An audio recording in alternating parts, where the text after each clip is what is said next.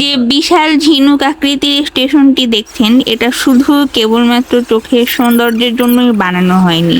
এর প্রত্যেকটি ফাঁকের পিছনে লুকিয়ে আছে আধুনিক আর্কিটেকচার এবং ম্যাটেরিয়াল সায়েন্সের এক অবিশ্বাস্য যুগলবন্দী। আজকে আমরা 3টি পয়েন্ট বলবো স্থাপত্যের যেই ম্যাজিকগুলো আমরা কক্সবাজার রেলওয়ে স্টেশনে দেখেছি।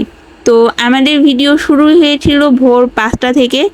আমি বাবা মা সহ যাচ্ছি সিএনজিতে চড়ে কমলাপুর রেল স্টেশনে, এবং সেখান থেকেই আমাদের কক্সবাজার যাওয়ার জার্নিটা শুরু হয়েছিল। কমলাপুর রেলওয়ে স্টেশনের এই ছাদটা আমার দেখতে খুবই ভালো লাগে, এবং এখন যাচ্ছি স্টেশনে। কিছুক্ষণ আমরা ওয়েট করব, এর মধ্যেই চলে আসবে আমাদের ট্রেনের সিটে উঠেই এখন আমরা চলতে থাকবো কক্সবাজারের পথে।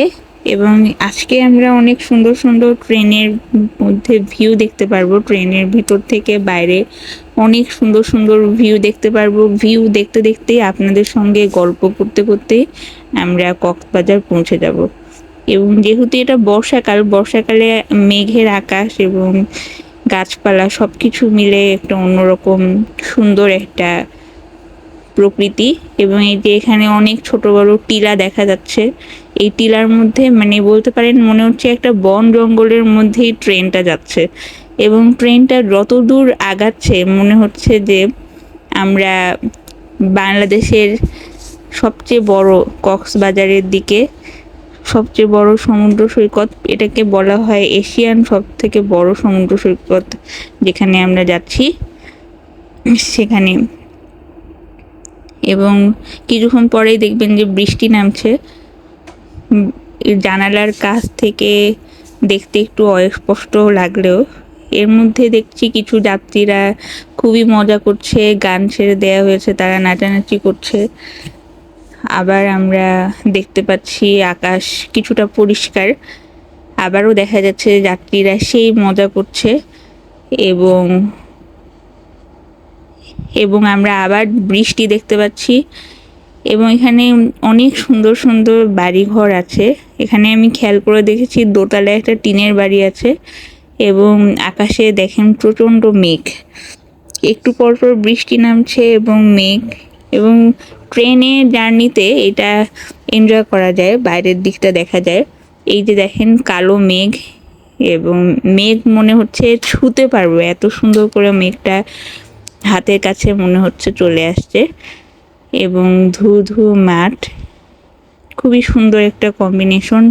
এরই মধ্যে দেখা গেছে যে যাত্রীরা আরও বেশি হইচই করছে, তারা মজা করছে। এইসব দেখতে দেখতেই ট্রেনের জার্নিটা এনজয় করছিলাম এবং যাচ্ছিলাম।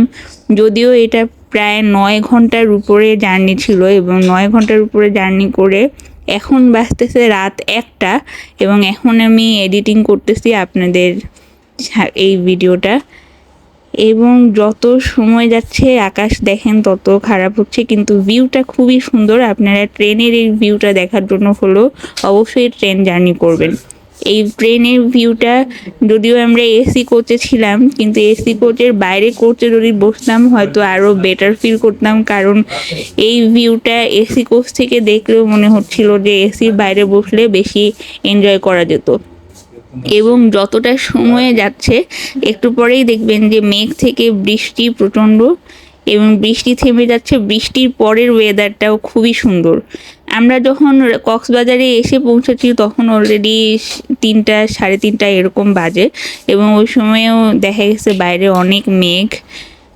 অনেক মেঘ থাকলেও ওয়েদারটা আমরা পেয়েছি বেশ আরামদায়ক ওয়েদার। না ছিল প্রচণ্ড গরম, না ছিল প্রচণ্ড ঠান্ডা, মোটামুটি একটা ওয়েদার ছিল।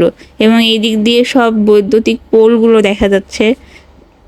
ট্রেনে গেলে ট্রেনের জানালা দিয়ে যেটা দেখা যায় এর থেকে সুন্দর ভিউ আর কোনো জায়গাতেই দেখা যায় না, না প্লেনে না বাসে দেখা যায়। কিন্তু বাস জার্নিটার থেকে আমি ট্রেন জার্নি বেশি কমফোর্টেবল মনে করি, কারণ ট্রেনে একটা ওয়াশরুম আছে, সেই ওয়াশরুম যেমনই হোক ট্রেনে এইটাই একটা সুবিধা, এবং লং টার্ম জার্নিতে এটাই একটা আরামদায়ক একটা ঘুম হয়। এবং এরই মধ্যে আমরা কক্সবাজার স্টেশনে পৌঁছে গেছি।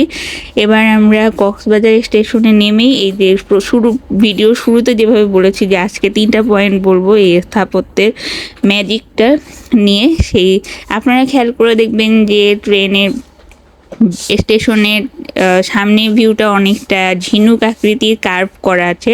তার কারণই হচ্ছে যে যেহেতু কক্সবাজার একটু সাইক্লোন হয় এবং নানা ধরনের প্রাকৃতিক দুর্যোগগুলো হয়, এই দুর্যোগের যে বাতাসটা সেটা যেন বিল্ডিংয়ে সরাসরি এসে আছড়ে না পড়ে, এই জন্য এই সাইডটা ঝিনুকের মতো করে কার্ভ করে দেওয়া আছে। এবং এটা দেখতে যতটা নান্দনিক, তার সায়েন্স প্রজেক্টটাও খুবই লজিক্যাল এবং খুবই প্র্যাকটিক্যাল। এই কার্ভ করার এই বিষয়টা খুবই ইন্টারেস্টিং ছিল। কক্সবাজারের ওয়েদারে সোডিয়াম ক্লোরাইডের পরিমাণটা অনেক বেশি, এবং যার কারণে স্টেশনের এই বিল্ডিংগুলোতে এক রকমের স্পেশাল কোটিং দেয়া আছে, এটাকে কেরোসিভ কোটিং বলা হয়।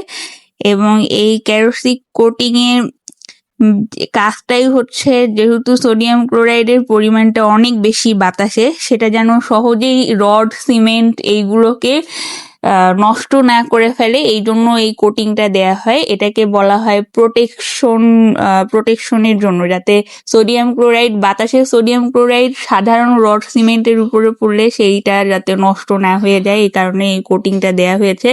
এবং এর শেল্টারটা একটু ঝিনুকের মতো কার্ভ করে দেয়া হয়েছে, এটাকে অ্যারোডাইনামিক কার্ভ বলা হয়। অ্যারোডাইনামিক কার্ভটা এই জন্যই বলা হচ্ছে যাতে সরাসরি প্রাকৃতিক দুর্যোগের যে বাতাসটা আছে, সাইক্লোনের যে বাতাসটা আছে, সেটা যেন সরাসরি গিয়ে স্টেশনে আছাড় না খায়, এই জন্যই এটাকে কার্ভ করে দেয়া আছে। তো এই ছিল আমার 3টা পয়েন্ট যেটা চোখে আমরা খুব দেখেছি সামনাসামনি। এবং হচ্ছে এখন আমরা হোটেলের দিকে ফিরছি, এবং আজকে এটার আরো কিছু পার্ট আসবে, এটা পার্ট 1। আমরা আরো পার্ট 2, 3, 4 এরকম করব। ততক্ষণ পর্যন্ত আপনারা সবাই আমার সঙ্গে থাকবেন, ভিডিও দেখবেন, আপনাদের সঙ্গে আমার আরো অনেক গল্প হবে। এবং এই যে এখানে এসে একটা নতুন জিনিস শিখলাম, এই যে অ্যারোডাইনামিক শেপ এবং হচ্ছে কেরোসিভ কোটিং সম্পর্কে আমিও জানতাম না। যদিও টেক্সটাইলে কেরোসিভ কোটিং এর বাইরেও রেসিন কোটিং নিয়ে আমার আইডিয়া ছিল, রেসিন কোটিংটা কেন দেয় টেক্সটাইলে। এবং যখন কাপড় ম্যানুফ্যাকচারিং করা হয়, কাপড় ম্যানুফ্যাকচারিং এর পরেও একরকম কোটিং দেয়, যেটা মনে করেন যে শুধু পোকামাকড় থেকে যে সেই কোটিংটা কাপড়কে বাঁচায় বা ফাঙ্গাস থেকেই কাপড়টাকে বাঁচায়, সেইটার কাজ করে না। এটার বাইরেও একটা কাপড় মনে করেন 1.5 বছর 2 বছর ধরে এটা ইয়েতে আছে, গোডাউনে আছে, সেইটা শুধু সংরক্ষণের কাজই যে সেই রেসিন কোটিং করে তা না, রেসিন কোটিং এর বাইরেও আরো অনেক কাজ আছে। এবং সেই কোটিং থেকে আজকে আমি সেটা নতুন জিনিস শিখলাম যে বিল্ডিং তৈরি করতেও এখানেও হচ্ছে যে কোটিং দেয়। তো এটা ছিল আমার জন্য নিউ লার্নিং। তো হোপসো সামনে আরো অনেক কিছু শিখবো এবং আপনারা আমার সঙ্গে থাকবেন।